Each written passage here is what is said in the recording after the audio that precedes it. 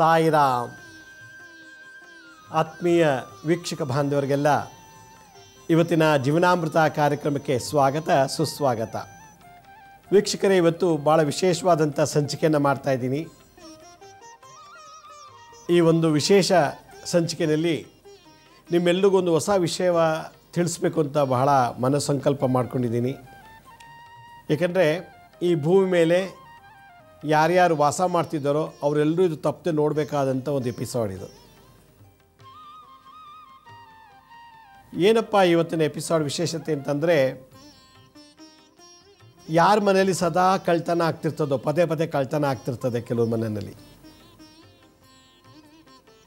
ಕೆಲವರು ಯಾವಾಗಲೂ ಏನಾದ್ರು ಒಂದು ಕಳ್ಕೊತಾ ಇರ್ತಾರೆ, ಇದಕ್ಕಿದ್ದಾಗ ಏನಾದ್ರು ಒಂದು ಕಳ್ಕೊತಾರೆ. ಅದು ಡಾಕ್ಯುಮೆಂಟ್ ಇರ್ಬೋದು, ಚಿನ್ನ ಇರ್ಬೋದು, ಅಥವಾ ಯಾವುದೋ ಒಂದು ವಸ್ತು ಕಳ್ಕೊಬೋದು. ಇನ್ನೊಂದು,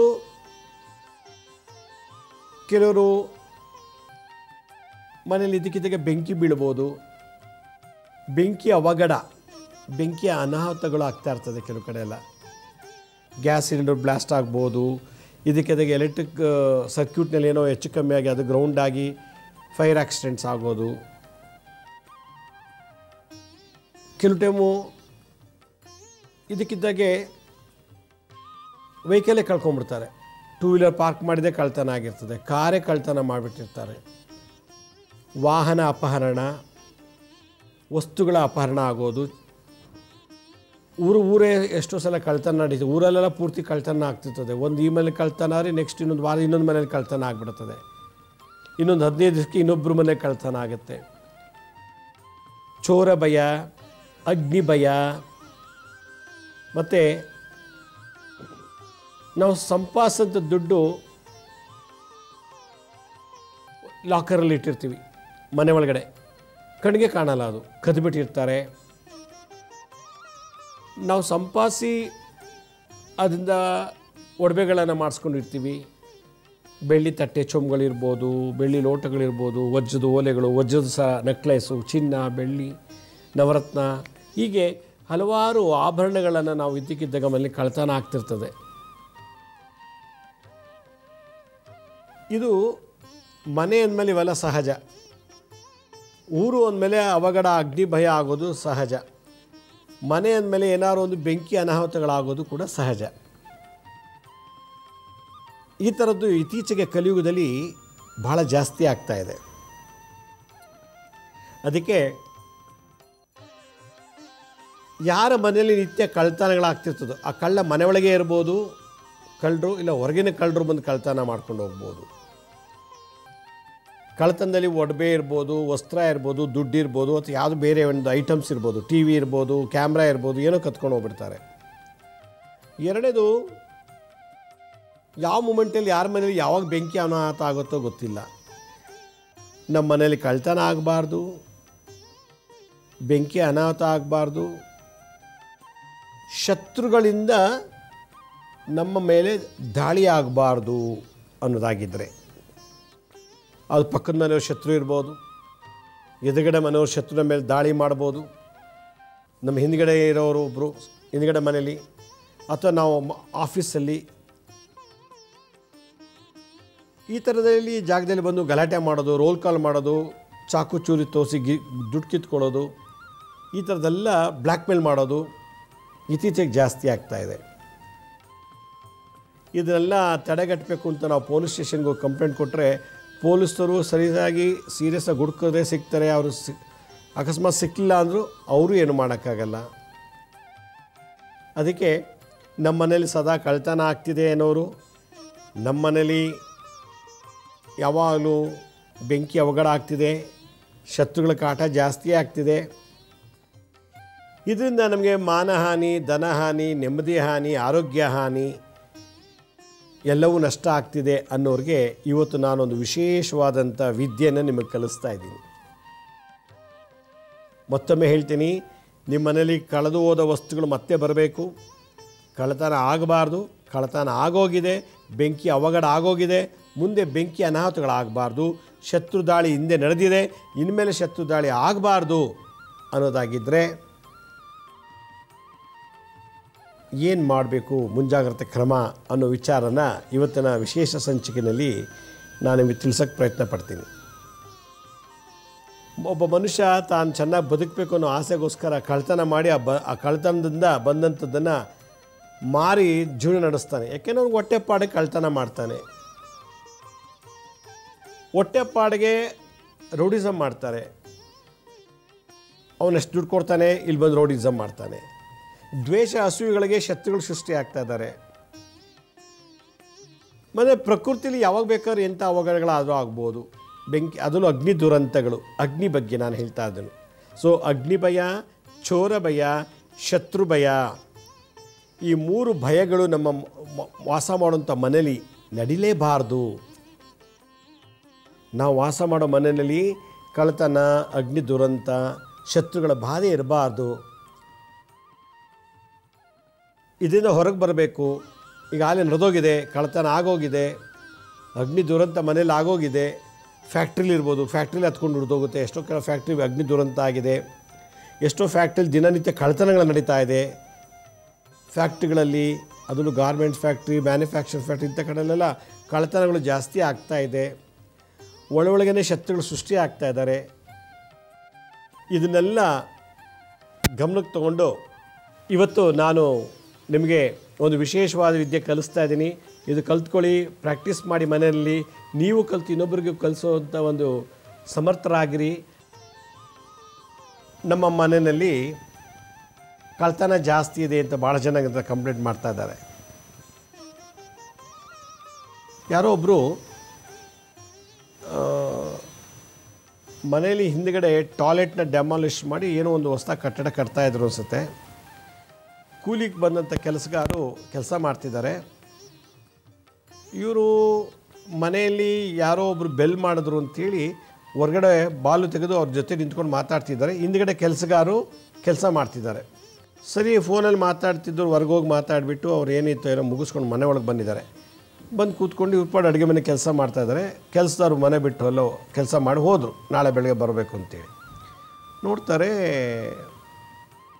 ಅವರು ಬ್ಯೂರೋ ಓಪನ್ ಆಗಿದೆ. ಬ್ಯೂರಲ್ಲಿ ಅವ್ರ ನೆಕ್ಲೆಸು ಬಳೆ ಇಲ್ಲ. ಕತ್ಕಾಕೊಂದೊಂದು ನೆಕ್ಲೆಸು 4 ಬಳೆ ಇತ್ತಂತೆ, ಅದು ಪತ್ತೆ ಇಲ್ಲ. ಬ್ಯೂರೋ ಓಪನ್ ಆಗಿಬಿಟ್ಟಿದೆ. ಬ್ಯೂರೋ ಡೋರ್ ಓಪನ್ ಆಗಿದೆ. ಅವರು ರಾತ್ರಿ ನೋಡ್ಕೊಂಡಿದ್ದಾರೆ, ಅಲ್ಲಿವರೆಗೂ ನೋಡ್ಕೊಂಡೇ ಇಲ್ಲ. ಹೋಗ್ಬಿಟ್ಟು ಬ್ಯೂರೋ ಓಪನ್ ಆಗಿದ್ದಿಲ್ಲ, ಯಾರು ತೆಗೆದಿದ್ದಾರೆ ನೋಡೋಣ ಅಂತೇಳಿ ನೋಡಿದ್ರೆ ಅಲ್ಲಿ ಬ್ಯೂರೋ ಓಪನ್ ಆಗಿದೆ. ನೆಕ್ಲೆಸು 4 ಬಳೆಗಳಿಲ್ಲ. ತಕ್ಷಣ ಹೋಗಿ ಅವರು ಗಂಡಂಗೆ ಹೇಳ್ತಾರೆ, ನೋಡಿ ನನ್ನ ನೆಕ್ಲೆಸ್ ಇಲ್ಲ, 4 ಬಳೆಗಳಿಲ್ಲ ಅಂತ. ಯಾರು ತೆಗೆದಿದ್ದರು ಗೊತ್ತಿಲ್ಲ, ಹಾಗೆ ಹೇಗೆ ಅಂತೇಳಿ. ನಾನು ಆಮೇಲೆ ತುಂಬ ಊಟ ಆದಮೇಲೆ 10 ನಿಮಿಷ ಕೂತ್ಕೊಂಡು ಯೋಚನೆ ಮಾಡ್ತಾರೆ. ಯಾವುದೋ ಫೋನ್ ಬಂತು, ಮಾತಾಡ್ತಾ ನಾನು ಬೆಲ್ ಮಾಡಿದ್ರು, ಹೋದೆ. ಅಲ್ಲಿ ಹೋದಾಗ ಅವ್ರು ಯಾರೊಬ್ಬರು ಬಂದರು. ಮಾತಾಡ್ಬಿಟ್ಟು ಬರೋಷ್ಟರೊಳಗೆ ಡೋರ್ ಓಪನ್ ಆಗಿದೆ. ಕೆಲಸದವ್ರು ಹಿಂದೆ ಇದ್ದರು. ಮನೇಲಿ ಯಾರೂ ಬಂದೇ ಇಲ್ಲ. ಅದೇಂಗೆ ಕಳ್ತನ ಆಗುತ್ತೆ ಅಂತೇಳಿ ಯೋಚನೆ ಮಾಡ್ತಾಯಿದ್ದಾರೆ ಗಂಡ ಹೆಂಡತಿ ಎಲ್ಲ. ನೋಡಿದ್ರೆ ಕಳ್ತನ ಆಗಿದೆ. ಇವ್ರಿಗೆ ಅನುಮಾನ ಬಂದಿರೋದು ಮನೆ ಹಿಂದುಗಡೆ ಕೆಲಸ ಮಾಡ್ತಿದ್ದವ್ರು ಬಂದು ತೊಗೊಂಡೋಗಿದ್ದಾರೆ. ಯಾರೋ ಒಬ್ಬರು ಮನೆ ಒಳಗೆ ಬಂದು, ನಾನಲ್ಲಿ ಹೊರಗಡೆ ಮಾತಾಡ್ತಿದ್ದೊಳಗೆ ಅಷ್ಟರೊಳಗೆ ಬಂದು ಓಪನ್ ಮಾಡಿ ತೊಗೊಂಡೋಗ್ಬಿಟ್ಟಿದೆ ಅಂತ ಇವ್ರಿಗೆ ಅನುಮಾನ ಬಂದುಬಿಟ್ಟಿದೆ. ಕೊನೆಗೆ ಅವರು ನಿಜವಾಗ್ಲೂ ಅವರು ಕಳ್ತನನೇ ಮಾಡಿಲ್ಲ. ಕೆಲಸದವ್ರು ಪಾಪ ಅವ್ರು ಒಳಗೇ ಬಂದಿಲ್ಲ. ಅವರು ಮನೆ ಒಳಗೆ ಬಂದಿಲ್ಲ. ಕೆಲಸಗಾರರು ಹೊಟ್ಟೋಗ್ಬಿಟ್ಟಿದ್ದಾರೆ ಕೆಲಸ ಮಾಡಿ. ಈ ಅಮ್ಮ ನೋಡ್ಕೊಂಡಿರೋದು ಅವ್ರು ಹೋದೆ 1 ಅವರ್ 2 ಅವರ್ ಆದಮೇಲೆ ಕೆಲಸದವರು ಎತ್ಕೊಂಡು ಹೋಗ್ಬಿಟ್ಟಿದ್ದಾರಲ್ಲ ಒಡವೆ ಅಂತೇಳಿ ಅವರು ಪೊಲೀಸ್ ಸ್ಟೇಷನ್ ಕಂಪ್ಲೇಂಟ್ ಕೊಟ್ಬಿಡ್ತಾರೆ. ನಮ್ಮ ಮನೇಲಿ ಒಡವೆ ಕಳುವು ಆಗಿದೆ, ಒಂದು ನೆಕ್ಲೆಸು, 4 ಬಳೆಗಳು, ಹೀಗೆ ಅಂತೇಳಿ ಪೊಲೀಸ್ ಕಂಪ್ಲೇಂಟ್ ಕೊಟ್ಟರು. ಬಂದು ನೆಕ್ಸ್ಟ್ ಡೇ ಬೆಳಗ್ಗೆ ಬಂದು ಎಲ್ಲ ಮಾಜರು ಮಾಡಿದ್ರು. ಎಲ್ಲಿದೆ ಏನಿದೆ ಎಲ್ಲ ನೋಡಿ ಎಲ್ಲ ಮಾಡಿದ್ರು. ಯಾರಿದ್ರು ಯಾರು ಬಿಟ್ಟರೆಲ್ಲ ತೊಗೊಂಡ್ರು. ಆಮೇಲೆ ಅವ್ರಿಗೆಲ್ಲ ಕರೆದ್ರು ಕೆಲಸ ಮಾಡೋರನ್ನ. ನೀವು ಎಷ್ಟೊತ್ತು ಬಿಟ್ರಿ ಮನೆ ಕೆಲಸ ಮುಗಿಸಿ, ಎಷ್ಟೊತ್ತಿದ್ರಿ, ಯಾರಿದ್ರಿ ಅಂತೇಳಿ.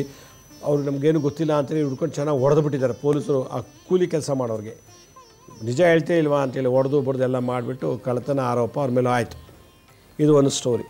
ಎರಡನೇದು, ಇದು ಒಬ್ಬರ ಮೇಲೆ ನಡೆದಂತು.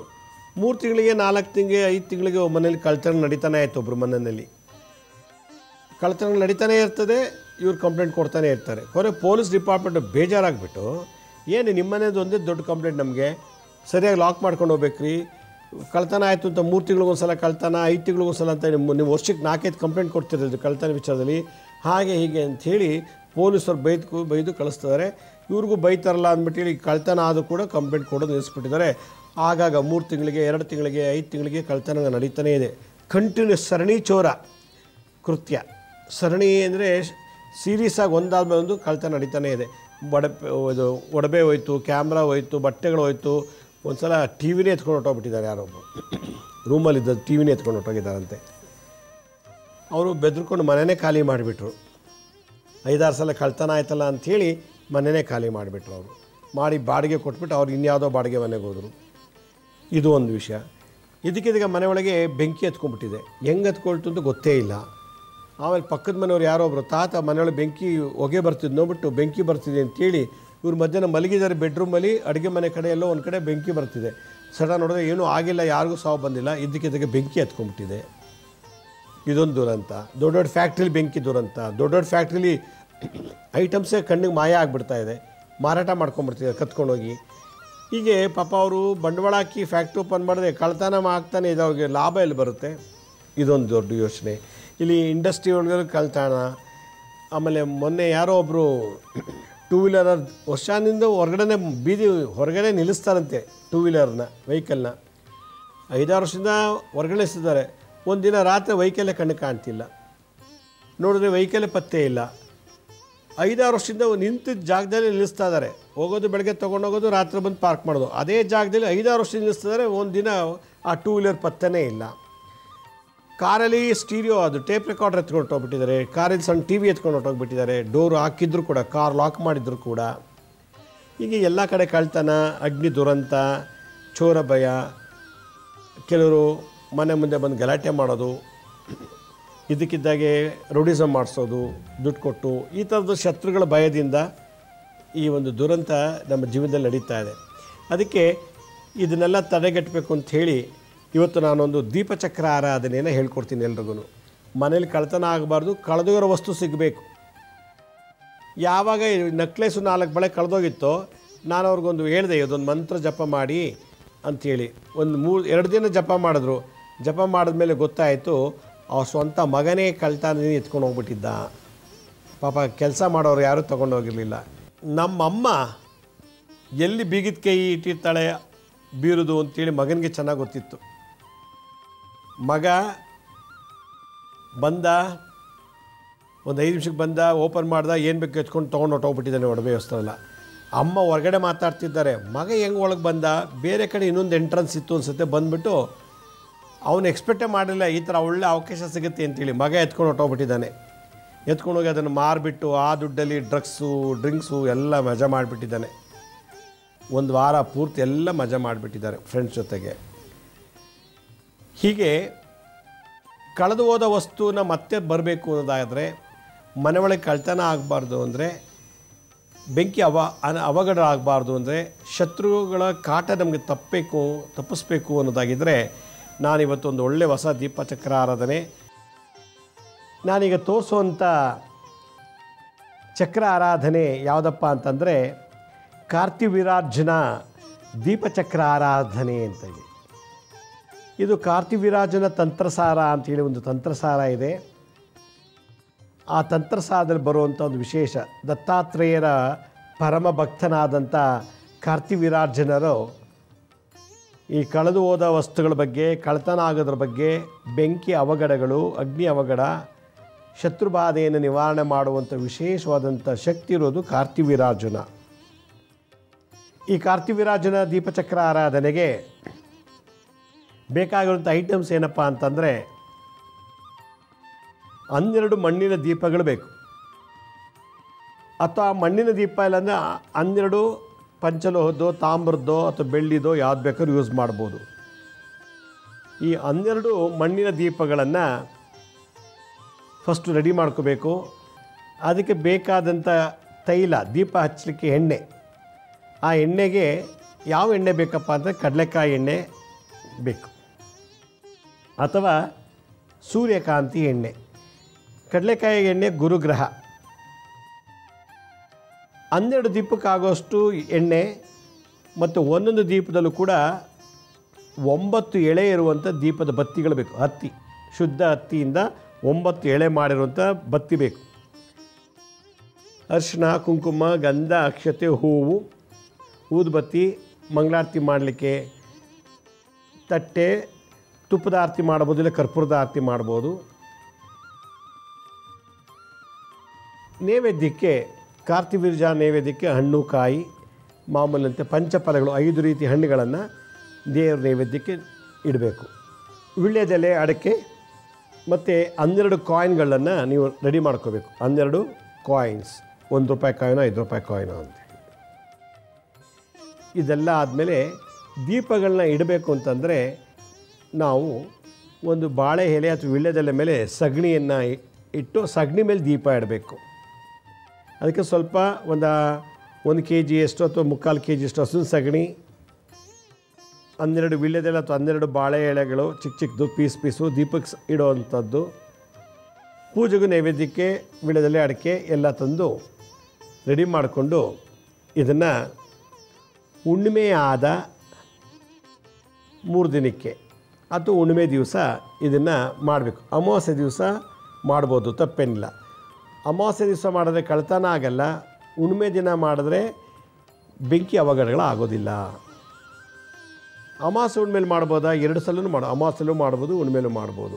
ಯಾರು ಫ್ಯಾಕ್ಟ್ರಿಲಿ ಬೆಂಕಿ ಬೀಳುತ್ತಿದೆಯೋ, ಬೆಂಕಿ ಅನಾಹುತ ಆಗಿದೆಯೋ, ಮನೆಗಳಲ್ಲೇ ಬೆಂಕಿ ಅನಾಹುತಗಳು, ಫ್ಯಾಕ್ಟ್ರಿಗಳಲ್ಲಿ ಕಳ್ತನ, ಆಮೇಲೆ ಮನೆಗಳಲ್ಲಿ ಕಳ್ತನ ಆಗ್ತಾಯಿದ್ರೆ ಈಗಾಗಲೇ ಕಳೆದೋಗಿದೆ, ಪೊಲೀಸ್ ಕಂಪ್ಲೇಂಟ್ ಕೊಟ್ಟಿರ್ತೀರ.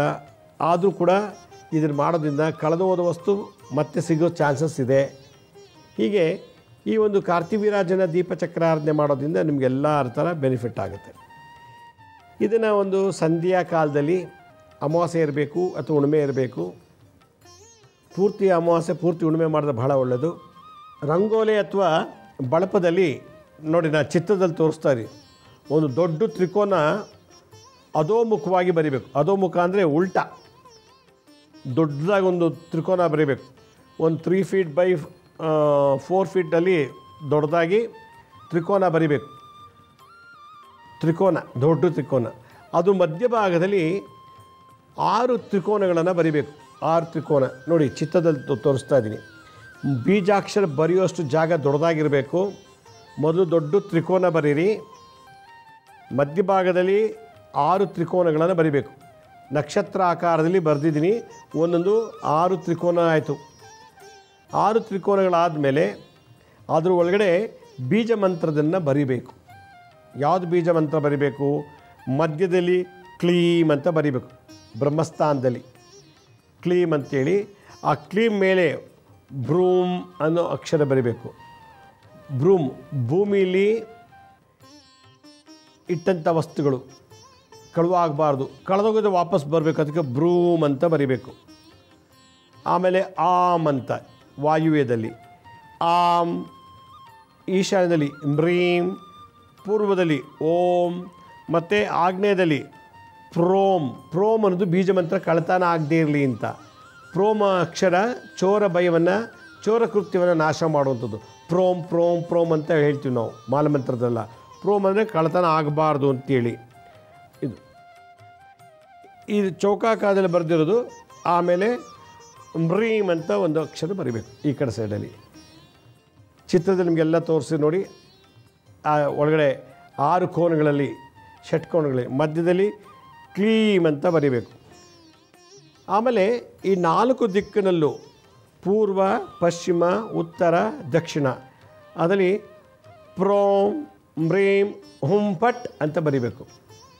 ಈ ಕಡೆ ಅಷ್ಟೇ ಪ್ರೋಂ ಮ್ರೀಂ ಹುಂ ಪಟ್, ಪ್ರೋಂ ಮ್ರೀಂ ಹುಂ ಪಟ್, ಪ್ರೋಂ ಮ್ರೀಂ ಹುಂ ಪಟ್ ಅಂತೇಳಿ ಆ 4 ದಿಕ್ಕಲ್ಲೂ ಬರಿಬೇಕು. ಈಗ ಒಳಗಡೆ ಬರೆದಾಯಿತು. ಈಗ ಹೊರಗಿನ ಚಿತ್ರದಲ್ಲಿ ನೋಡಿ, ಹೊರಗಡೆ ದೊಡ್ಡ ತ್ರಿಕೋನದಲ್ಲಿ ಕಾರ್ಥ, ಈ ಪೂರ್ವ ಅಧೋಮುಖದಲ್ಲಿ ಕಾ ಕೇಳಿ, ಕಾ ಕಾ, ಕಾರ್ಥ ತ್ರ, ವಿ ಯ, ಜು ನ ಯ ನ ಮಹ ಅಂತೇಳಿ ಬರಿಬೇಕು. ಕಾರ್ತಿವೀರ್ಯಾರ್ಜುನಾಯ ನಮಃ ಅಂಥೇಳಿ. ಇದು ದೊಡ್ಡ ತ್ರಿಕೋನ ನಿಮ್ಮ ಮನೆ ವಾಸ್ತುವನ್ನು ದಿಗ್ಬಂಧನ ಮಾಡಿದ್ರೆ ಆ ಮನೆ ಒಳಗಿರ್ತಕ್ಕಂಥ ವಸ್ತುಗಳು ಕಳ್ಳರಿಗೆ ಬೇಕಾದದ್ದು. ಮನೆ ಕದಿಯೋಕ್ಕಾಗಲ್ಲ, ಮನೆ ಒಳಗಿರೋ ವಸ್ತುಗಳು ಕಳ್ಳರಿಗೆ ಬೇಕು. ಮನೆಗೆ ಬೆಂಕಿ ಬೀಳಲ್ಲ, ಮನೆ ಒಳಗಿರೋ ಐಟಮ್ಸ್ಗೆ ಬೆಂಕಿಲಿ ಹತ್ಕೊಂಡ್ಬಿಡುತ್ತೆ. ಫ್ರಿಜ್ಜು, ಟಿ ವಿ, ಗ್ಯಾಸು ಇದು. ಅದರಿಂದ ಮನೆ ಹೊರಗೆ ಕಾರ್ತಿವೀರಾರ್ಜುನಾಯ ಅಂತ ನಮ್ಮ ಬರೆದುಬಿಟ್ಟು ಮನೆ ಒಳಗಡೆ ಪ್ರೋಂ ರೀಂ ಹುಂ ಫಟ್ ಪ್ರೋಂ ರೀಂ ಹುಂ ಫಟ್ ಅಂತ ಪ್ರತಿಯೊಂದು ದಿಕ್ಕಿಗೂ ಅಷ್ಟು ದಿಗ್ಬಂಧನ ಮಾಡಬೇಕು. ದಿಗ್ಬಂಧನ ಮಾಡಿ ಆಮೇಲೆ ಆ ಷಟ್ಕೋನ 6 ಕೋನಗಳಲ್ಲಿ ಬೀಜಾಕ್ಷರವನ್ನು ಬರೀಬೇಕು. ಇದಿಷ್ಟು ಬರೆದ ಮೇಲೆ ಆ ಅಕ್ಷರ ಎಲ್ಲೆಲ್ಲಿ ಬರೆದಿದ್ದೀರೋ ಆ ಜಾಗದಲ್ಲೆಲ್ಲ ದೀಪವನ್ನು ಇಡಬೇಕು. ದೀಪವನ್ನು ಬರೀ ನೆಲದ ಮೇಲೆ ಇಡೋಂಗಿಲ್ಲ. ಒಂದು ಎಲೆ ಮೇಲೆ ಸಗಣಿ ಹಾಕಿ ಸಗಣಿ ಮೇಲೆ ದೀಪ ಇಡಬೇಕು. ಅದಕ್ಕೆ ಕಡಲೆಕಾಯಿ ಎಣ್ಣೆ ಇಲ್ಲ ಸೂರ್ಯಕಾಂತಿ ಎಣ್ಣೆ ಇಟ್ಟು 9 ಎಳೆ ದೀಪ ಬತ್ತಿಯನ್ನು ಇಡಬೇಕು. ನೋಡಿ, ನಾನು ಎಲ್ಲೆಲ್ಲಿ ಸ್ಕ್ರೀನ್ ಮೇಲೆ ತೋರಿಸ್ತಾ ಇದ್ದೀನಿ ಎಲ್ಲೆಲ್ಲಿ ದೀಪದ ಬತ್ತಿ ಇಡಬೇಕು ಅಂತೇಳಿ, ದೀಪ ಮತ್ತು ಬತ್ತಿ ಹೇಗೆ ಇಡಬೇಕು ಅಂತ. ಈ ಚಕ್ರ ಬರೆದಿದ್ದಾಯಿತು, 12 ದೀಪಗಳನ್ನು ಪ್ರತಿಷ್ಠಾಪನೆ ಮಾಡಿದ್ದಾಯಿತು. ಯಾವ ದೀಪದ ಕೆಳಗೆ ಯಾವ್ಯಾವ ಬೀಜಾಕ್ಷರ ಬರೀಬೇಕು ಅಂತ ಹೇಳ್ಕೊಟ್ಟಿದ್ದೀನಿ. ಈಗ ಪ್ರಾರಂಭ ಹೇಗೆ ಮಾಡಬೇಕು ಅಂದರೆ ಗಣಪತಿನ ಸ್ಮರಣೆ ಮಾಡಿ, ಗಣಪತಿಗೆ ನಮಸ್ಕಾರ ಮಾಡಿ, ಗಣಪತಿಗೆ ಪ್ರಾರ್ಥನೆ ಮಾಡಿ, ಈ ಕಾಕಿಲಿ ಅಂತಿದೆಯಲ್ಲ ಆ ಜಾಗದಲ್ಲಿ ದೀಪ ಹಚ್ಚೋಕ್ಕೆ ಮುಂಚೆ ಮಧ್ಯದಲ್ಲಿ ಕ್ಲೀಮ್ ಅಂತಿದೆ ನೋಡಿ, ಚಿಕ್ಕದು ಒಳಗಡೆ ಕ್ಲೀಮ್ ಅನ್ನೋ ಅಕ್ಷರ, ಅದನ್ನು ಹಚ್ಚಬೇಕು, ಬ್ರಹ್ಮಸ್ಥಾನದ್ದು. ಅದಕ್ಕೆ ಹಚ್ಬಿಟ್ಟು ಓಂ ಪ್ರೋಂ ವ್ರೀಂ ಕ್ಲೀಂ ಬ್ರೂಂ ಆಂ ಬ್ರೀಂ ಕ್ರೋಂ ಶ್ರೀಂ ಹುಂ ಪಟ್ ಕಾರ್ತಿವೀರಾರ್ಜುನಾಯ ನಮಃ ಅಂಥೇಳಿ ಈ ಬೀಜಾಕ್ಷರದಲ್ಲಿ ಮಧ್ಯದಲ್ಲಿ ಕ್ಲೀಮ್ ಅನ್ನೋ ಜಾಗದಲ್ಲಿ ಬ್ರಹ್ಮಸ್ಥಾನದಿಂದ ದೀಪ ಹಚ್ಚಬೇಕು. ಅದು ಹಚ್ಚಿದ ಮೇಲೆ ಇನ್ನೊಂದು ಆ ದೀಪದ ಮತ್ತೊಂದು ದೀಪ ಹಚ್ಚಬಾರ್ದು, ಅಲ್ಲಿ ಮುಗಿದೋಯ್ತು. ಮತ್ತೆ ಹೊಸದಾಗಿ ದೀಪ ಹಚ್ಚಬೇಕು. ಎಲ್ಲಿಂದ? ಓಂ ಅಂತ ಜಾಗದಲ್ಲಿ ಅಲ್ಲಿಂದ ಓಂ ಅನ್ನೋ ಜಾಗದಲ್ಲಿ ದೀಪ ಹಚ್ಚಬೇಕು. ಓಂ ಹಚ್ಚುವಾಗಲೂ ಓಂ ಪ್ರೋಂ ವ್ರೀಂ ಕ್ಲೀಂ ಬ್ರೂಂ ಆಂ ಮ್ರೀಂ ಕ್ರೋಂ ಶ್ರೀಂ ಹುಂ ಪಟ್ ಕಾರ್ತಿವೀರಾರ್ಜುನಾಯ ನಮಃ ಅಂಥೇಳಿ ಈ ಬೀಜಮಂತ್ರದಿಂದ ಹೇಳ್ತಾ ದೀಪ ಹಚ್ಚಬೇಕು. ನೆಕ್ಸ್ಟು ಪ್ರೋಮ್ ಅಂತ ಒಂದು ಬೀಜಾಕ್ಷರ ಇದೆ ನೋಡಿ ಪಕ್ಕದ ತ್ರಿಕೋನದಲ್ಲಿ, ಅದಕ್ಕೆ ದೀಪ ಹಚ್ಬೇಕು ಸಪ್ರೇಟಾಗಿ. ಒಂದು ದೀಪ ಹಚ್ಚ ಅದೇ ದೀಪದ ಇನ್ನೊಂದು ದೀಪ ಹಚ್ಚೋಂಗಿಲ್ಲ, ಸಪ್ರೇಟಾಗಿ ಹಚ್ಕೊಂಡು ಹೋಗಬೇಕು. ಅದೇ ಥರ 6 ದೀಪಗಳು ಆಯಿತು, ಮಧ್ಯದಲ್ಲಿ ಬ್ರಹ್ಮಸ್ಥಾನದಲ್ಲಿ ಆಯಿತು. ಈಗ ಹೊರಗಿನ ದೀಪ ಹಚ್ಚಬೇಕು. ಕಾಕೆಳಿ ಅಂತ ಬರೆದು ನೋಡಿ ಪೂರ್ವದಲ್ಲಿ, ಅದೇ ಕಾ ಆ ಜಾಗದಲ್ಲಿ ಅಲ್ಲೊಂದು ದೀಪ, ಅದು ಸಪ್ರೇಟಾಗಿ ಹಚ್ಚಬೇಕು. ಈ ದೀಪ ತೊಗೊಂಡು ಈ ದೀಪ ಹಚ್ಚೋಂಗಿಲ್ಲ. ಒಂದು ಸಲ ದೀಪ ಹಚ್ಬೇಕು, ಅದರದ್ದು ಎಂಜಿಲ್ನ ಎಲ್ಲದಕ್ಕೂ ಹಚ್ಚೋಂಗಿಲ್ಲ, ಆಯಿತಾ? ಹೀಗೆ ಒಂದು ಸಲ ಸ್ಪರ್ಶ ಮಾಡಿದ್ರೆ ಆ ಸ್ಪರ್ಶ ದೀಪ ಇನ್ನೊಂದು ದೀಪ ಹಚ್ಚಬಾರ್ದು. ಹೊಸದಾಗಿ ಮ್ಯಾಚ್ ಬಾಕ್ಸಲ್ಲಿ ಇನ್ನೊಂದು ಹಚ್ಚಬೇಕು ಅಂತೇಳಿ. ಈ ಮತ್ತು ಮಧ್ಯದಲ್ಲಿ ಒಂದಿದೆ ವಿ ಅಂತ, ಅಲ್ಲಿಗೆ ಅದನ್ನು ದೀಪ ಅದು ವಿ. ಆಮೇಲೆ ರಿಯಾ ಒಂದು, ಆಮೇಲೆ ಇಲ್ಲಿ ಅರ್ಜುನ ಅನ್ನೋ ಜಾಗ ಮಧ್ಯದಲ್ಲಿ ಒಂದು, ಅನ್ನೋ ಒಂದು ಜಾಗದಲ್ಲಿ ಒಂದು ದೀಪ, ಆಮೇಲೆ ಅನ್ನೋ ಜಾಗದಲ್ಲಿ ಒಂದು ದೀಪ, ಅಂತ ಹಚ್ಚೋಂಗಿಲ್ಲ. ಈಗ ಹಚ್ಚಿಬಿಟ್ಟು ಒಟ್ಟು 12 ದೀಪ ಹಚ್ಚಿದಾಯಿತು. ಹಚ್ಚಿದ ಮೇಲೆ ಮಂತ್ರ ಹೇಳ್ಕೊಂಡು ಅದಕ್ಕೆ ಅರ್ಶಿನ ಕುಂಕುಮ ಗಂಧ ಅಕ್ಷತೆ ಹೂವೆಲ್ಲ ಎಲ್ಲ ಜ್ಯೋತಿ 12 ಜ್ಯೋತಿ ಬೆಳಗ್ತಾ ಇದೆ. ಅದಕ್ಕೆಲ್ಲ ಅರ್ಶಿನ ಕುಂಕುಮ ಎಲ್ಲ ಹಚ್ಚಿ ಹೆಂಗೆ ಬೇಕೋ ಹಂಗೆ ನೀವು ಬಂದೋ ಥರ ಪೂಜೆ ಮಾಡಿ, ಅರ್ಶಿನ ಕುಂಕುಮ ಗಂಧ ಅಕ್ಷತೆ ಎಲ್ಲ ಹಾಕಿ ಹೂವು ಹಾಕ್ಬಿಟ್ಟು, ಆಮೇಲೆ ಅಲ್ಲಿ ಯಾರೋ ಒಂದು ಮುಂದ್ಗಡೆ ಒಂದು ಜಾಗದಲ್ಲಿ ಒಂದು ವಿಳ್ಯದೆಲೆ ಅಥವಾ ಒಂದು ಚಿಕ್ಕ ತಟ್ಟೆಲೋ ಅಥವಾ ಒಂದು ಪೇಪರ್ ಮೇಲೋ ನಾನು ಹೇಳೋಂಥ ಮಂತ್ರದಿಂದ ಅದಕ್ಕೆ 108 ಸಲ ಅರ್ಚನೆ ಮಾಡಬೇಕು. ಆ ಚಕ್ರಕ್ಕೆ ಏನಂತ ಕುಂಕುಮ ತಗೊಳ್ಳಿ. ಓಂ ಪ್ರೋಮ್ ಅಂದರೆ ಚೋರ ಭಯ ನಾಶ ಮಾಡುವಂಥದ್ದು. ವ್ರೀಂ ಅಂತಂದರೆ ಕಳೆದೋದಾಗಿರೋಂಥ ವಸ್ತುಗಳು ಎಲ್ಲಿದೆ ಅಂತ ಹುಡ್ಕೊಂಬರುವಂಥ ಬೀಜಾಕ್ಷರ. ಆಮೇಲೆ ಕ್ಲೀಮ್ ಅಂದರೆ ರೋಡಿಸಮ್ ಬಂದು ಗಲಾಟೆ ಮಾಡೋದು, ಹಿಂಸೆ ಕೊಡೋದು, ಇದೆಲ್ಲ ತೆಗೆಯುತ್ತೆ. ಪ್ರೋಂ ವ್ರೀಂ ಕ್ಲೀಮ್ ಬ್ರೂಮ್ ಭೂಮಿಲಿ ಸಂಬಂಧಪಟ್ಟಂಥ ವಸ್ತುಗಳೇನಾರು ಟಿ ವಿ ಇರ್ಬೋದು, ಟೀಪಾ ಇರ್ಬೋದು, ಯಾವುದೇ ಇರ್ಬೋದು, ಯಾವುದೇ ಒಂದು ವಸ್ತುನ ತೊಗೊಂಡೋಗಿದೆ ಬ್ರೂಮ್ ಅನ್ನೋ ಬೀಜ ಮಂತ್ರ ಹೇಳಿದ್ರೆ ಅದು ವಾಪಸ್ ಬರೋಂಗೆ ಮಾಡುತ್ತೆ. ಬ್ರೂಮ್ ಆಮ್ ಏನಾದರೂ ಅಗ್ನಿ ದುರಂತಗಳು ನಡೀತಾ ಇತ್ತು ಅಂತಾರ ಮನೇಲಿ, ಆಗಾಗ ಬೆಂಕಿ ಹತ್ಕೊಳ್ಳೋದು, ಶಾರ್ಟ್ ಸರ್ಕ್ಯೂಟ್ ಆಗೋದು, ಈ ಥರದ್ದು ಬಂದಾಗ. ಬ್ರೀಂ ಮನೆ ಒಳಗೆ ಕಳ್ತನ ನಡೀತಾ ಇತ್ತು, ಮನೆಯೊಳಗೆ ಮನೆಗಳಿದ್ದರೆ. ಬ್ರೀಂ ಕ್ರೋಮ್ ದ್ವೇಷ ಅಸೂಯೆ ಸುಳ್ಳು ಆಣೆ ಇಟ್ಟು ಕಳ್ತನ ಮಾಡಿಬಿಟ್ಟಿರ್ತಾರೆ. ನಾನು ಕದ್ದಿಲ್ಲ ಅಂತ ಆಣೆ ಇಡ್ತಾರೆ, ನಾನು ನೋಡೇ ಇಲ್ಲ ಅಂತೇಳಿ ದೇವ್ರ ಮೇಲೆ ಆಣೆ ಇಟ್ಬಿಡ್ತಾರೆ. ಅದನ್ನು ಕ್ರೋಮ್ ಶ್ರೀಮ್ ಅಂದರೆ ಲಕ್ಷ್ಮಿ. ಯಾವ ವಸ್ತು ಕಳೆದಿದೋ ಅದು ಲಕ್ಷ್ಮಿ, ಕಳೆದೋಗಿರೋ ವಸ್ತು ಲಕ್ಷ್ಮಿ ಅಂತ ಅರ್ಥ ಮಾಡ್ತೇವೆ. ಅದಕ್ಕೆ ಶ್ರೀಮ್ ಅಂದರೆ ಕಳ್ಕೊಂಡಿರೋಂಥ ಪದಾರ್ಥ, ಅದು ಮತ್ತೆ ಬರಲಿ ಅಂತೇಳಿ. ಹುಂ ಫಟ್ ಕಾರ್ತಿವೀರಾರ್ಜುನಾಯ ನಮಃ ಅಂಥೇಳಿ ಈ ಮಂತ್ರ ಹೇಳಬೇಕು. ಅಕ್ಷತೆ ಅಥವಾ ಕುಂಕುಮ ಯಾವುದ್ರಲ್ಲಿ ತೊಗೋತೀರೋ ಅರ್ಚನೆ ಮಾಡಿ. ಓಂ ಪ್ರೋಂ ವ್ರೀಂ ಕ್ಲೀಂ ಬ್ರೂಂ ಆಂ ರೀಂ ಕ್ರೋಂ ಶ್ರೀಂ ಹುಂ ಫಟ್ ಕಾರ್ತಿವೀರಾರ್ಜುನಾಯ ನಮಃ. ಅದೇ 108 ಸಲ ಎಣಿಸ್ಕೋಬೇಕು. 108 ಸಲ ಎಣಿಸಿ ಆ ವಿಳ್ಯದೆಲೆ ಮೇಲೆ ಪೇಪರ್ ತಟ್ಟೆ ಮೇಲೆ ಅರ್ಚನೆ ಮಾಡಬೇಕು. ಅರ್ಚನೆ ಆದಮೇಲೆ ಧೂಪ ಊದುಬತ್ತಿ ಮತ್ತು ಆರತಿ ಮಾಡಿ ಅದಕ್ಕೆ ಪಂಚಫಲಗಳ ನೈವೇದ್ಯ ಮಾಡಿ ಪ್ರಾರ್ಥನೆ ಮಾಡ್ಕೊಳ್ಳಿ. ನಮ್ಮಲ್ಲಿ ವಸ್ತು ಕಳೆದೋಗಿದೆ, ಬೇಗ ಸಿಗೋಂಗೆ ಮಾಡಪ್ಪ. ಅದು ಡಾಕ್ಯುಮೆಂಟ್ ಇರ್ಬೋದು, ಒಡವೆ ಇರ್ಬೋದು, ಯಾವುದೋ ಇಂಪಾರ್ಟೆಂಟ್ ಐಟಮ್ಸು, ಬಳೆ, ನೆಕ್ಲೆಸ್ಸು ಏನು ಕಳೆದೋಗಿದೆಯೋ ಅದು ಸಿಗೋಂಗೆ ಮಾಡು. ಒಂದು ಕಳೆದೋಗಿರೋ ವಸ್ತು ಸಿಗೋಂಗೆ ಮಾಡಬೇಕು. ಎರಡನೇದು ಇನ್ಮೇಲೆ ಕಳ್ತನೇ ಆಗಬಾರ್ದು ಅಂತು. ಭೂಮಿ ವಿಚಾರ ಸಂಬಂಧಪಟ್ಟಂಥ ವಸ್ತುಗಳೇನ ಕಳ್ಕೊಂಡೋಗಿದೆ, ಇದು ಸೈಟ್ ಡಾಕ್ಯುಮೆಂಟು, ಗದ್ದೆ ಡಾಕ್ಯುಮೆಂಟು, ಹೊಲದ ಡಾಕ್ಯುಮೆಂಟು, ಮನೆ ಡಾಕ್ಯುಮೆಂಟ್ಸು, ಯಾವ ಥರದ್ದು ಏನಾದ್ರು ವ್ಯವಹಾರದಲ್ಲಿ ಫೈನಾನ್ಸ್ದು ವ್ಯವಹಾರಗಳು ಅಥವಾ ಯಾವುದೇ ಚೆಕ್ ಬುಕ್ಸ್ಗಳು ಈ ಥರದ್ದು ಏನಾದ್ರು ಹೋಗಿತ್ತು ಅಂತಂದರೆ ಅದಕ್ಕೆ ಬ್ರೀಮ್ ಅಂತ ಹೇಳ್ತಾರೆ. ಈ ಥರದ್ದೆಲ್ಲ ವಸ್ತುಗಳು ಕಳೆದೋಗಿತ್ತು ವಾಪಸ್ ಬರಲಿ, ಕಳ್ತನ ಆಗದೇ ಇರಲಿ. ನಮ್ಮ ಮನೆಗೆ ನಾವು ಊರಲ್ಲಿಲ್ಲ ಅಂದರೂ, ಊರು ಬಿಟ್ಟೋದ್ರು ಅಥವಾ ಇಲ್ದೋದ್ರೂ ಕೂಡ ಮನೆಗೆ ಯಾರೂ ಬಂದು ಕಳ್ತನ ಮಾಡಬಾರ್ದು, ಬೆಂಕಿ ಬೀಳಬಾರ್ದು, ಶತ್ರುಗಳ ಕಾಟ ಆಗಬಾರ್ದು ಅಂಥೇಳಿ ಕ್ರೋಂ ಶ್ರೀಂ ಹುಂ ಫಟ್ ಕಾರ್ತಿವೀರಾರ್ಜುನಾಯ ನಮಃ ಅಂಥೇಳಿ ಪ್ರಾರ್ಥನೆ ಮಾಡಬೇಕು. ಯಾರ್ಯಾರು ವಸ್ತು ಕಳೆದೋಗಿದೆಯೋ ಖಂಡಿತ ವಸ್ತು ಸಿಗುತ್ತೆ. ಕಳ್ತನ ಇನ್ಮೇಲೆ ಆಗಲ್ಲ. ಮನೇಲಿ ಬೀಗ ಹಾಕಿಲ್ಲದೆ ಹೋದರೂ ಕೂಡ, ಮನೆ ಓಪನ್ ಮಾಡಿಟ್ಟು ಹೋದ್ರೂ ಕೂಡ ಕಳ್ತನ ಆಗಲ್ಲ. ಅಷ್ಟು ಪವರಿದೆ ಬೀಜಾಕ್ಷರ ಮಂತ್ರ. ಇದು ಕಾರ್ತಿವೀರಾರ್ಜುನ ತಂತ್ರ ಸಾಧನೆ ಬರುವಂಥದ್ದು. ಭಾಳ ಪವರು. ಕಳ್ಳ ಬರೋಕ್ಕಾಗಲ್ಲ, ಶತ್ರು ಬರೋಕ್ಕಾಗಲ್ಲ, ಅಗ್ನಿ ದುರಂತ ಆಗಲ್ಲ. ಆಮೇಲೆ ಅಯ್ಯೋ ಮನೇಲಿ ಬೀಗ ಹಾಕ್ತಿ ಬಂದುಬಿಟ್ನಲ್ಲ, ಅಯ್ಯೋ ಮನೇಲಿ ಒಡವೆ ಎಲ್ಲ ಹೊರಗಡೆ ಇಟ್ಬಿಟ್ಟು ಬಂದುಬಿಟ್ನಲ್ಲ, ಏನಾಗುತ್ತೋ ಒಂದು ಭಯ, ಚೋರ ಭಯ ಅಲ್ಲ, ಚೋರ ಕೃತ್ಯ. ಕಳ್ತನ ಆಗೋಗ್ಬಿಟ್ಟಿದೆ, ಕಳ್ತನ ಆಗ್ತಾ ಇದೆ ಮನೇಲಿ.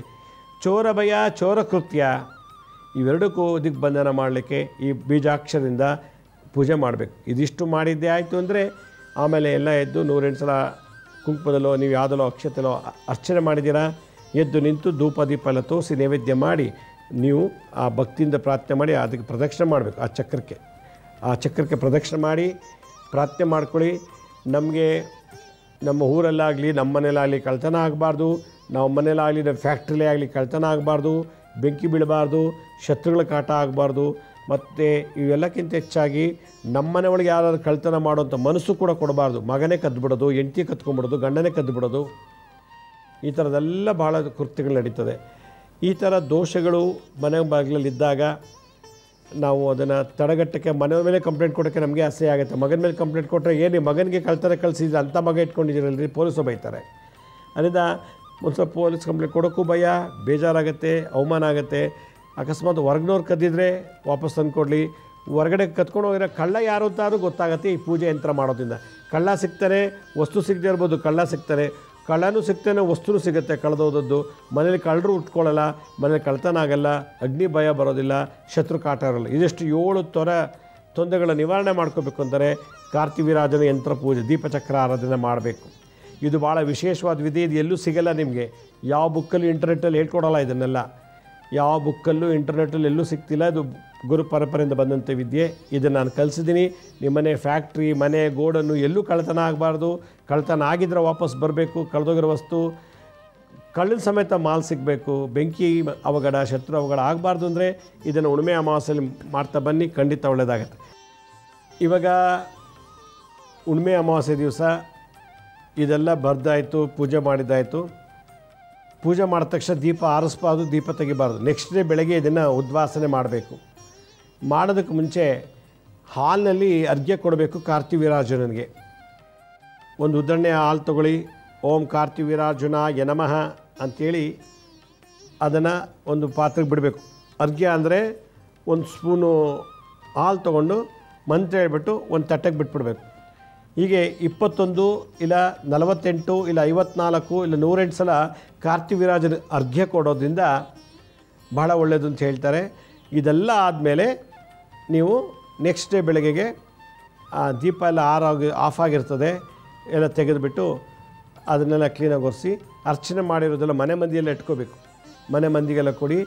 ಅರ್ಚನೆ ಮಾಡಿರೋ ಕುಂಕುಮ ಎಲ್ಲ ನಿಮ್ಮ ಮನೆ ಎಲ್ಲ ಹೊಸ್ಲು, ಅಡುಗೆ ಮನೆ ಹೊಸ್ಲು, ಬಾತ್ರೂಮು ಮತ್ತು ಬೆಡ್ರೂಮು, ಮೈನ್ ಡೋರು ಎಲ್ಲೆಲ್ಲಿ ಇದೆಯೋ ನಿಮ್ಮ ಮನೆ ಬಾಗಿಲು ಹೊಸ್ತಿಲು, ಆ ಹೊಸ್ಲಿಗೆಲ್ಲ ಹಚ್ಚೋದ್ರಿಂದ ಕಾರ್ತಿವೀರಾಜನ ಕಳ್ಳ ಒಳಗೆ ಪ್ರವೇಶ ಮಾಡೋಕ್ಕಾಗಲ್ಲ, ಒಳಗಡೆ ಇರೋ ಕಳ್ಳ ಹೊರಗೆ ಹೋಗೋಕ್ಕಾಗಲ್ಲ. ಇದು ರಕ್ಷಾ ಕವಚ ಅಂತ ಹೇಳ್ತಾರೆ.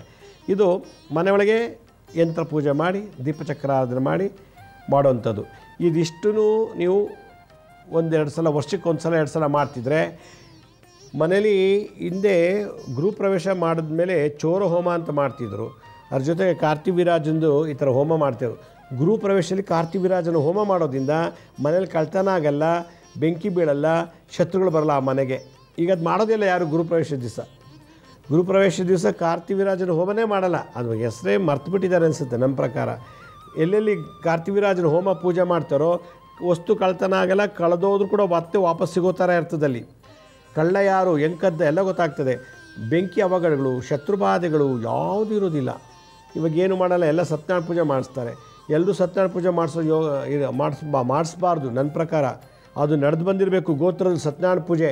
ಈಗ ಎಲ್ಲರೂ ಗುರುಪ್ರವೇಶ ಮಾಡಿ ಸತ್ಯನಾರಾಯಣ ಪೂಜೆ ಮಾಡ್ತಾರೆ. ಎಲ್ಲೂ ಹೇಳಿಲ್ಲ ಗುರುಪ್ರವೇಶ ಆದಮೇಲೆ ಸತ್ಯನಾರಾಯಣ ಪೂಜೆ ಮಾಡಿ ಅಂತ. ಅದು ಬದಲು ಕಾರ್ತಿವೀರಾಜನ ಪೂಜೆ ಮಾಡಿ, ದೀಪಚಕ್ರ ಆರಾಧನೆ ಮಾಡಿ. ಯಾಕಂದರೆ ಈ ಶಿವನ ಪೂಜೆ ಮಾಡೋರು ಸತ್ಯನಾರಾಯಣ ಪೂಜೆ ಮಾಡೋಂಗಿಲ್ಲ. ವಿಷ್ಣುನ ಆರಾಧಕರು ಮಾತ್ರ ಸತ್ಯನಾರಾಯಣ ಪೂಜೆ ಮಾಡಬೇಕು. ಶಿವನ ಆರಾಧನೆ ಮಾಡೋ ಸತ್ಯನಾರಾಯಣ ಪೂಜೆ ಮನೇಲಿ ಗುರುಪ್ರವೇಶ ಮಾಡ್ತಾರೆ, ತಪ್ಪದು, ಮಾಡಬಾರ್ದು. ಮಾಡಿದವ್ರಿಗೆಲ್ಲ ಭಾಳ ಪ್ರಾಬ್ಲಮ್ ಆಗ್ತದೆ. ಯಾಕೆಂದರೆ ಅದು ಕೆಲವು ಕಡೆ ಒಂದು ಶಾಪ ಇದೆ, ಅದು ಮಾಡೋಂಗಿಲ್ಲ. ಸತ್ಯನಾರಾಯಣ ಪೂಜೆ ಎಲ್ಲರ ಮನೇಲೂ ಮಾಡ್ತಾಯಿದ್ದಾರೆ, ಈಗ ಎಲ್ಲರೂ ಮಾಡಿಸ್ತಾ ಇದ್ದಾರೆ. ಸತ್ಯನಾರಾಯಣ ಪೂಜೆ ವಿಷ್ಣು ಗೋತ್ರದವರು, ವಿಷ್ಣು ಪೂಜೆ ಮಾಡೋವಂಥವ್ರು, ಮತ್ತು ಅದು ಪರಂಪರೆಯಾಗಿ ನಡ್ಕೊಂಬಂದಿರಬೇಕು. ಸತ್ಯನಾರಾಯಣ ವ್ರತ ಅದು ನಮ್ಮ ಬ್ಲಡ್ಡು, ನಮ್ಮ ವಂಶಕ್ಕೆ ಅದು ಅಡಿಕ್ಟ್ ಆಗಿರಬೇಕು, ಸೇರಿರಬೇಕು. ಅಂಥದ್ದನ್ನು ಮಾಡ್ತಾ ಬರಬೇಕು. ಸುಮ್ಮನೆ ಗುರುಪ್ರವೇಶ ಮಾಡಿದವರು ಸತ್ಯನಾರಾಯಣ ಪೂಜೆ ಮಾಡಿಸಿದ್ರೆ ವರ್ಷ ತುಂಬಷ್ಟು ಏನಾದ್ರು ಅವಘಡಗಳಾಗ್ತಿರ್ತದೆ, ಮಾಡೋಂಗಿಲ್ಲ. ಅದು ಬದಲು ಕಾರ್ತಿವೀರಾಜನ ಮಾಡಿ ನೀವು ಗುರುಪ್ರವೇಶ ದಿವಸ. ಎಲ್ಲೂ ಇವಾಗ ಆಗಲೇ ಗುರುಪ್ರವೇಶ ಆಗೋಗಿದೆ. ಗುರುಪ್ರವೇಶ ಕಾರ್ತಿವೀರಾಜನ ಮಾಡೋದ್ರಿಂದ ಪ್ರೋಮ್ ಅಂತ ಬೀಜಾಕ್ಷರ ಯೂಸ್ ಮಾಡ್ತೀವಿ. ಪ್ರೋಮ್ ಅನ್ನೋದು ಯಾವುದು, ಚೋರ ಅದೇ ಕಳ್ಳತನ ಆಗದೇ ಇರಲಿ ಅಂತ ಬೀಜ ಮಂತ್ರ ದಿಗ್ಬಂಧನ ಮಾಡೋದು. ಬ್ರೀಮ್ ಇವೆಲ್ಲ ಯಾವುದು, ಭೂಮಿಗೆ ಸಂಬಂಧಪಟ್ಟಂಥ ವಸ್ತುಗಳು ಕಳ್ಳತನ ಆಗಬಾರ್ದು. ಆಸ್ತಿ, ಮನೆ, ಪತ್ರಗಳು ಅದೆಲ್ಲ ಈ ಥರದ್ದೆಲ್ಲ ಮಾಡಿದಾಗ ಮನೆಗೆ ಭಾಳ ದಿಗ್ಬಂಧನ ಆಗುತ್ತೆ. ಇದನ್ನು ಮಾಡ್ತಾ ಬನ್ನಿ. ಇದೇ ಹೊಸ ವಿಶೇಷವಾದ ವಿದ್ಯೆ ಇವತ್ತು ನಾನು ನಿಮ್ಗೆ ಕಲಿಸ್ಕೊಟ್ಟಿದ್ದೀನಿ. ಇದು ಮಾಡಿ ಇನ್ಮೇಲೆ ಕಳ್ತನನೇ ಆಗಬಾರ್ದು ಅಂದರೆ ಇದು ಮಾಡಬೇಕು. ಇವತ್ತಿಗೆ ಎಲ್ಲೂ ನಮ್ಗೆ ನ್ಯಾಯ ಸಿಗ್ತಿಲ್ಲ, ಪೊಲೀಸ್ ಸ್ಟೇಷನಲ್ಲಿ, ಕೋರ್ಟಲ್ಲಿ ಎಲ್ಲೂ ನ್ಯಾಯ ಸಿಗ್ತಿಲ್ಲ. ನಮಗೆ ದೈವಶಕ್ತಿ ಒಂದಿತ್ತು ಅಂದರೆ ನಮಗೆ ಎಲ್ಲೂ ಸರಿಪಡಿಸ್ತದೆ ಅಂತ ನನ್ನ ಅಭಿಪ್ರಾಯ. ಭಾಳ ಜನಕ್ಕೆ ಇದು ಹೇಳ್ಕೊಟ್ಟಿರೋದ್ರಿಂದ ಕಳೆದೋದ ವಸ್ತು 2 ತಿಂಗಳಾದಮೇಲೆ ಸಿಕ್ಕಿದೆ, ಕಳ್ಳ ಸಿಕ್ಕಿದ್ದಾನೆ. ಮತ್ತು ಎಷ್ಟೋ ಜಾಗದಲ್ಲೆಲ್ಲ ಈ ಮನೇಲೇ ಕಳ್ಳರಿರ್ತಾರೆ, ಹೆಂಡ್ತಿ ಕಳ್ಳ, ಗಂಡ ಕಳ್ಳ, ಮಕ್ಕಳು ಕಳ್ಳರಿರ್ತಾರೆ, ಬಾಯ್ಬಿಟ್ಟು ಸಿಕ್ಕಾಕೊಂಡು. ಅದರಿಂದ ಅಷ್ಟು ಪೌರದೆ ಈ ಬೀಜ ಮಂತ್ರ ಕಲಿಯುಗದಲ್ಲಿ, ಈ ಬೀಜಾಕ್ಷರದಿಂದ. ಅರ್ಘ್ಯ ಕೊಡೋದು ಮಾತ್ರ ಮರಿಬಾರ್ದು. ಅರ್ಘ್ಯ ಕೊಡಿ. ಪೂಜೆ ಆದಮೇಲೆ ಅರ್ಘ್ಯ ಹಾಲಿನ ಕ್ಷೀರಾರ್ಘ್ಯವನ್ನು ಕೊಟ್ಟು ನೆಕ್ಸ್ಟ್ ಡೇ ಬೆಳಗ್ಗೆ ಇದನ್ನು ವಿಸರ್ಜನೆ ಮಾಡಿ. ಇದರಿಂದ ನಿಮಗೆಲ್ಲ ಒಳ್ಳೆ ಲಾಭ ಸಿಗಲಿ. ಕಳೆದೋದ ವಸ್ತು ಮತ್ತೆ ಬರಲಿ, ಮನೆಗೆ ಬೆಂಕಿ ಬೀಳಬಾರ್ದು, ಶತ್ರುಘಾಟ ಆಗಬಾರ್ದು, ಧನಹಾನಿ ಆಗಬಾರ್ದು ಅನ್ನೋದಾಗಿದ್ದರೆ ಈ ಒಂದು ವಿಶೇಷ ಚಕ್ರ ದೀಪಚಕ್ರ ಆರಾಧನೆ ಮಾಡಿ ಅಂತ ಹೇಳ್ತಾ ಒಂದು ಸ್ಮಾಲ್ ಅನೌನ್ಸ್ಮೆಂಟು. ಮಾರ್ಚ್ 29, 30, 31ನೇ ತಾರೀಕು ನಾನು ಒಂದು ಪುಣ್ಯಕ್ಷೇತ್ರದಲ್ಲಿ ಮರ್ಮ ಚಿಕಿತ್ಸೆ, ಮರ್ಮ ಥೆರಪಿ ಬಗ್ಗೆ ವರ್ಕ್ಶಾಪ್ ಮಾಡ್ತಾಯಿದ್ದೀನಿ, ಶಿಬಿರ ಮಾಡ್ತಾಯಿದ್ದೀನಿ. ಇದು ಸುಮಾರು 1000 ವರ್ಷದಿಂದ ಶಿವ ಪಾರ್ವತಿಗೆ ಉಪದೇಶ ಮಾಡಿದಂಥ ವಿದ್ಯೆ. ಹಿಂದಿನ ಕಾಲದಲ್ಲಿ ಒಂದು ಆಪ್ರೇಷನ್ ಮಾಡ್ತಿರಲಿಲ್ಲ, ಇಂಜೆಕ್ಷನು ಟಾನಿಕ್ಕು ಕೊಡ್ದೇ ಎಲ್ಲ ಕಾಯಿಲೆ ಕ್ಯೂರ್ ಮಾಡ್ತಿದ್ರು. ಔಷಧಿ ಇಲ್ಲದೇ ಕ್ಯೂರ್ ಮಾಡ್ತಿದ್ರು, ಆಪ್ರೇಷನ್ ಇಲ್ಲದೇ ಎಲ್ಲ ಕಾಯಿಲೆ ಕ್ಯೂರ್ ಮಾಡ್ತಿದ್ರು. ಹಾರ್ಟ್ ಅಟ್ಯಾಕ್ ಆದರೆ ಮತ್ತು ಹಾರ್ಟಿಗೆ ಸಂಬಂಧಪಟ್ಟಿದ್ದು, ಲಂಗ್ಸ್, ಹೊಟ್ಟೆಗೆ ಸಂಬಂಧಪಟ್ಟಂಥದ್ದು, ಸೆಕ್ಸಿಗೆ ಸಂಬಂಧಪಟ್ಟಂಥದ್ದು, ಹೆಂಗಸು ಮುಟ್ಟಿನ ಸಮಸ್ಯೆ, ಗಂಡಸಿನ ಅಪಂಸಕತೆಯ ಸಮಸ್ಯೆಗಳು, ಬ್ರೈನ್ಗೆ ಸಂಬಂಧಪಟ್ಟಂಥ ರೋಗ, ಕಣ್ಣು, ಕಿವಿ, ಮೂಗು, ಬಾಯಿ, ಗಂಟ್ಲು ಸಂಬಂಧಪಟ್ಟಂಥದ್ದು, BP, ಶುಗರು, ಗ್ಯಾಸ್ ಟ್ರಬಲು, ಮಂಡಿ ನೋವು, ಕಾಲು ನೋವು, ಆರ್ಥರೈಟಿಸು, ಯಾವ್ಯಾವ ಕಾಯಿಲೆ, ಲಕ್ವ, ಪ್ಯಾರಾಲಿಸಿಸ್ ಲಕ್ವ, ಪಿಟ್ಸು, ಮೂರ್ಛೆ ರೋಗ, ಏಡ್ಸು, ಕ್ಯಾನ್ಸರ್, ಎಲ್ಲ ಥರ ಕ್ಯಾನ್ಸರ್ನ ಮರ್ಮದಲ್ಲೇ ಕ್ಯೂರ್ ಮಾಡ್ತಾರೆ. ಹಿಂದಿನ ಕಾಲದಲ್ಲಿ ಆಸ್ಪತ್ರೆಗೆ ಹೋಗ್ದೇನೆ, ಔಷಧಿ ಕೊಡ್ದೇನೆ. ಆ ವಿದ್ಯೆನ ನಾನು 29, 30, 31ನೇ ತಾರೀಕು ಮಾರ್ಚ್ ನಾನು ಹೇಳ್ಕೊಡ್ತಾ ಇದ್ದೀನಿ. ಈ ವಿದ್ಯೆಯನ್ನು ಕಲಿಯೋದ್ರಿಂದ ಏನು ಲಾಭ ಅಂತಂದರೆ, ನೀವು ನಿಮ್ಮ ಕಾಯಿಲೆ ನೀವೇ ಕ್ಯೂರ್ ಮಾಡ್ಕೋಬೋದು. ಔಷಧಿ ಇಲ್ಲದೆ, ಆಪ್ರೇಷನ್ ಇಲ್ಲದೆ, ನಿಮ್ಮ ಮನೆ ಮಂದಿಗೆಲ್ಲ ನೀವು ಔಷಧಿ ಇಲ್ಲದೆ ಆಪ್ರೇಷನ್ ಕ್ಯೂರ್ ಮಾಡ್ಬೋದು. ಈ ವಿದ್ಯೆ ಕಲಿತು ನೀವು ಒಂದು ಕ್ಲಿನಿಕ್ಕು, ಒಂದು ಶಾಪ್ ಓಪನ್ ಮಾಡಿ ಎಲ್ರಿಗೂ ಟ್ರೀಟ್ ಮಾಡ್ಬೋದು, ಆಪ್ರೇಷನ್ ಇಲ್ಲದೆ, ಔಷಧಿ ಇಲ್ಲದೇ. ಭಾಳ ವಿಶೇಷವಾದಂಥ ಈ ಒಂದು ವಿದ್ಯೆ. ನಮಗೀಗ ಜ್ವರ, ವಾಂತಿ, ಭೇದಿ ಅಥವಾ ಕ್ಯಾನ್ಸರು, ಪಿಟ್ಸ್ ಈ ಥರ ಬಂತು ಅಂದರೆ ನಾವು ಲಕ್ಷಾಂತರ ರೂಪಾಯಿ ಹಾಸ್ಪಿಟ್ಲಿಗೆ ಫೀಸ್ ಕಟ್ಟಬೇಕು. ಅಲ್ಲಿಂದ ಬಂದಮೇಲೆ ದಿನನಿತ್ಯ ವರ್ಷಾಂಗಟ್ಟಲೆ ಮಾತ್ರೆ ನುಂಗ್ತಾ ಇರಬೇಕು. ಆ ಮಾತ್ರೆಗೆ 5,000 10,000 ಕೊಡಬೇಕು. ಮಾತ್ರೆ, ಇಂಜೆಕ್ಷನು, ಟಾನಿಕ್ ಅಂತ. ಔಷಧಿಗೆ ಒಂದಷ್ಟು 1,000, ಆಸ್ಪತ್ರೆಗೆ ಒಂದಷ್ಟು 1,000, ಡಾಕ್ಟ್ರ್ ಫೀಸ್, ಇದೆಲ್ಲ ಸೇರಿದ್ರೆ ಲಕ್ಷಾಂತರ ರೂಪಾಯಿ ನಾವು ವರ್ಷಕ್ಕೆ ಹಾಸ್ಪಿಟ್ಲಿಗೆ, ರೋಗಕ್ಕೆ ಇನ್ವೆಸ್ಟ್ ಮಾಡ್ತಾಯಿದ್ವಿ. ಅದನ್ನೆಲ್ಲ ಸೇವ್ ಮಾಡಬೇಕು ಅನ್ನೋದಾದರೆ ಈ ಮರ್ಮ ವಿದ್ಯೆ ಕಲಿಬೇಕು ಅಂತ ನನ್ನೊಂದು ಆಸೆ. ಮನೆಗೊಬ್ಬ ವೈದ್ಯನಾಗಬೇಕು. ಮನೆಗೊಬ್ಬ ವೈದ್ಯನಾದರೆ ಎಷ್ಟು ಜನಕ್ಕೆ ಕಾಪಾಡ್ಬೋದು. ಅದರಿಂದ ಹಿಂದಿನ ಕಾಲದಲ್ಲಿ ಇದ್ದಂಥ ವಿದ್ಯೆ ಈಗ ನಾನು ಹೇಳ್ಕೊಡೋಕೆ ಹೋಗ್ತಾ ಇದ್ದೀನಿ. ಈ ವಿದ್ಯೆ ಯಾತಕ್ಕೆ ಹೇಳ್ಕೊಡ್ತಾ ಇದ್ದೀನಿ ಅಂತಂದರೆ, ಬಂಡವಾಳನೇ ಇಲ್ಲ, ಎಲ್ಲ ಕಾಯಿಲೆನೂ ಕ್ಯೂರ್ ಮಾಡ್ಬೋದು. ಹಿಂದೆ ಯಾಕೆ ಹೇಳ್ಕೊಡ್ತಿಲ್ಲ, ಇವು ನಮ್ಮ ಜಾತಿಯವನಲ್ಲ, ಇವ್ನಿಗೆ ಹೇಳ್ಕೊಡ್ಬಾರ್ದು, ಇವು ನಮ್ಮ ಧರ್ಮದವನಲ್ಲ, ಹೇಳ್ಕೊಡ್ಬಾರ್ದು, ಇವನು ಹೇಳ್ಕೊಟ್ರೆ ನಾಳೆ ನನಗೆ ಶತ್ರು ಆಗ್ಬೋದು, ನನಗೆ ಎದುರಾಳೆ ಆಗ್ಬೋದು ಅಂತೇಳಿ ವಿದ್ಯೆ ಹಾಗೆಯೇ ಮುಚ್ಚುತ್ತಾ ಬಂದುಬಿಡ್ತು. ಈ ಥರ ಆಗಬಾರ್ದು. ಪ್ರತಿಯೊಬ್ಬರ ಮೇಲೂ ಒಬ್ಬ ಡಾಕ್ಟರ್ ಇರಬೇಕು ಅನ್ನೋ ನನ್ನ ಆಸೆ. ಅದಕ್ಕೆ ವಿದ್ಯೆ ಕಲ್ತ್ಕೊಳ್ಳಿ ಅಂತ ಹೇಳ್ತಾ ಇದ್ದೀನಿ. ಯಾರಿಗೆ ವಿದ್ಯೆ ಕಲಿಬೇಕು ಅಂತ ಆಸೆ ಇದೆಯೋ ಅವರು workshop.lakshmisrinivas.in ಅಂತೇಳಿ ವರ್ಕ್ಶಾಪ್ ರಿಜಿಸ್ಟ್ರೇಷನ್ ಮಾಡೋ ಒಂದು ಲಿಂಕ್ ಇದೆ, ನೋಡ್ಕೊಳ್ಳಿ, ಫೋಟೋ ತೆಕ್ಕೊಳ್ಳಿ, ಇಲ್ಲ ಬರ್ಕೊಳ್ಳಿ. ಈ ಲಿಂಕಿಗೆ ತೊಗೊಂಡು ಲಾಗಿನ್ ಆಗಿ ರಿಜಿಸ್ಟರ್ ಮಾಡ್ಕೊಳ್ಳಿ. ಇದು 3 days ಕೋರ್ಸು. ನನ್ನ ಜೊತೆಲೇ ಇರಬೇಕು. ಊಟ, ವಸತಿ, ಪುಸ್ತಕ ಎಲ್ಲ ನಾವೇ ಕೊಡ್ತೀವಿ. ನನ್ನ ಜೊತೆ ಇದ್ದು ಈ ಕೋರ್ಸ್ನ ಕಲಿಬೇಕು. ಈ ಕೋರ್ಸ್ ಜಾಯ್ನ್ ಆದರೆ ಒಂದು ಕೋರ್ಸ್ ಫ್ರೀಯಾಗಿ ಹೇಳ್ಕೊಡ್ತೀನಿ ನಾನು. ಒಂದು ಹೊಸ ವಿದ್ಯೆ ಫ್ರೀಯಾಗಿ ಹೇಳ್ಕೊಡ್ತಾನೆ ಇದಕ್ಕೆ ಬಂದವ್ರಿಗೆ, ಈ ಕೋರ್ಸ್ ಬರೋರಿಗೆ. ಲಯ ಯೋಗ ಅಂತೇಳಿ, ಹಠಯೋಗದಲ್ಲಿ ಒಂದು ಲಯ ಯೋಗ ಅಂತ ಒಂದು ವಿದ್ಯೆ. ಅದು ನಮ್ಮ ಪೂರ್ವಜನ್ಮ ಶಾಪ ಪಾಪಗಳನ್ನೆಲ್ಲ ನಮ್ಮ ಸೂಕ್ಷ್ಮ ಮತ್ತು ಕಾರಣ ಶರೀರದಲ್ಲಿ ಸುಟ್ಟು ಭಸ್ಮ ಮಾಡುವಂಥ ವಿದ್ಯೆ. ಲಯ ಅಂದರೆ ನಾಶ ಮಾಡುವಂಥದ್ದು. ಈ ವಿದ್ಯೆನ ಈ ಕೋರ್ಸ್ ಸೇರೋರಿಗೆ ಅದೊಂದು ಫ್ರೀಯಾಗಿ ಕಲಿಸ್ಕೊಡ್ತಾ ಇದ್ದೀನಿ. ಆಸಕ್ತಿ ಇರೋರು ಕೂಡಲೇ ಇದಕ್ಕೆ ರಿಜಿಸ್ಟರ್ ಮಾಡ್ಕೊಳ್ಳಿ. ನಮ್ಮ ಹಳೆ ಸಂಚಿಕೆ ಯಾರು ನೋಡೋಕ್ಕಾಗಿಲ್ವೋ ಅವ್ರು ನಮ್ಮ ಶಿರಡಿ ಸಾಯಿ ಭಿಕ್ಷಾ ಕೇಂದ್ರ ಮತ್ತು ಹೆಲ್ತ್ ಸೈನ್ಸ್ 2 ಯೂಟ್ಯೂಬ್ ಚಾನಲ್ ಇದೆ. ಇದ್ರ ಜೊತೆಗೆ SSBK ಜ್ಞಾನೋದಯ ಅಂತ ಒಂದು ಮ್ಯೂಸಿಕ್ ಚಾನಲ್ ಇದೆ. 3ಕ್ಕೂ ಸಬ್ಸ್ಕ್ರೈಬ್ ಮಾಡ್ಕೊಳ್ಳಿ. ಪಕ್ಕದಲ್ಲಿರೋ ಬೆಲ್ ಬಟನ್ ಪ್ರೆಸ್ ಮಾಡಿ, ನೋಡೋದು ಲೈಕನ್ನು ಬಟನ್ ಪ್ರೆಸ್ ಮಾಡಿ. ಆಮೇಲೆ ಆ ಲಿಂಕನ್ನು ನಿಮ್ಮ ಬಂಧು ಮಿತ್ರರಿಗೆ ವಾಟ್ಸಪ್ ಮುಖಾಂತರ ಅಥವಾ ಇಮೇಲ್ ಮುಖಾಂತರ ಶೇರ್ ಮಾಡಿ. ಇವಾಗ ಎಲ್ಲ ಇನ್ಫಾರ್ಮೇಷನ್ನು ಫೇಸ್ಬುಕ್ಕು, ಇನ್ಸ್ಟಾಗ್ರಾಮು ಮತ್ತು ಲಿಂಕ್ಡ್ಇನ್ ಎಲ್ಲ ಕಡೆ, ನಿಮಗೆ ಟ್ವಿಟರ್ ಎಲ್ಲ ಕಡೆ ಸಿಗ್ತಾ ಇದೆ. ಮತ್ತು ನಮ್ಮ ಅಪಾಯಿಂಟ್ಮೆಂಟ್ಸ್ ಬೇಕಿದ್ದವರು www.lakshmisrinivas.in ಅಂತ ಲಾಗಿನ್ ಆಗಿ ನೀವೇ ಅಪಾಯಿಂಟ್ಮೆಂಟ್ಸ್ ತೊಗೊಂಡು ಬಂದು ಭೇಟಿ ಮಾಡ್ಬೋದು ಅಂತ ಹೇಳ್ತಾ ಇವತ್ತಿನ ಒಂದು ವಿಶೇಷ ಸಂಚಿಕೆಯನ್ನು ಮುಗಿಸ್ತಾ ಇದ್ದೀನಿ. ಇದೇ ರೀತಿ ನಾಳಿನ ಸಂಚಿಕೆ ಮತ್ತೊಂದು ವಿಶೇಷವಾದಂಥ ಮಾಹಿತಿ ತಮ್ಮನ್ನು ಭೇಟಿ ಮಾಡ್ತೀನಿ. ಅಲ್ಲಿವರೆಗೂ ನನ್ನ ನಮಸ್ಕಾರ. ಸಾಯಿರಾಮ್.